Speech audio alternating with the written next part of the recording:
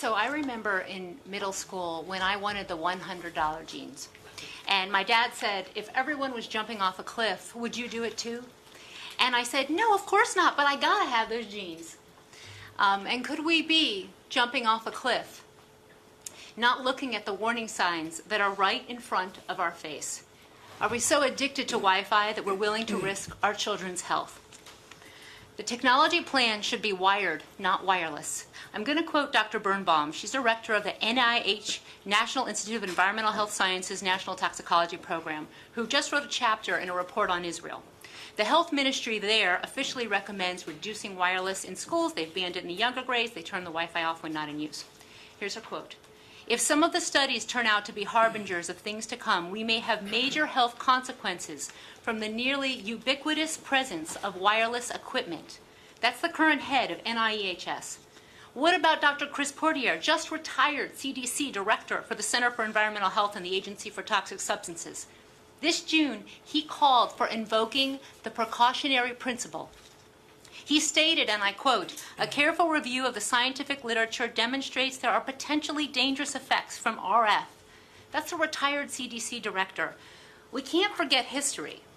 Just because it's legal doesn't mean it's safe and doesn't mean it's right.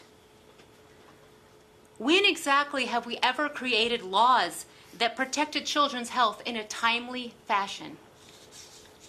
Mr. Collette sent me a letter defending Montgomery County's use of wireless based on erroneous understandings of the state of public policy. Each of you have the letter while I go through the statements point by point. And I was astounded at such an uninformed letter considering MCPS staff was at a GW talk, I believe that he was here, at GW University on the current state of science. Dr. Carlo was there.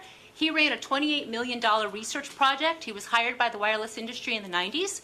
And I asked about Wi-Fi in schools. And he said there is a medical term for Wi-Fi in school, which is that it is, his quote, effing crazy, because it is experimentation on children. And the research shows genetic damage in blood, brain tumors, and the science has only accumulated since the work he did.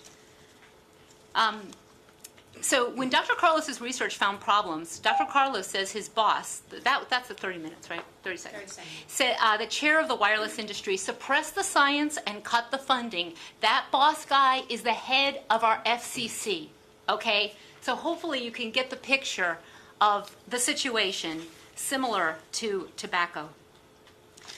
Please remove the wireless from the tech plan for the sake of the children you serve. Let us all not jump off the cliff. Thank you. Thank you. Michael Silver.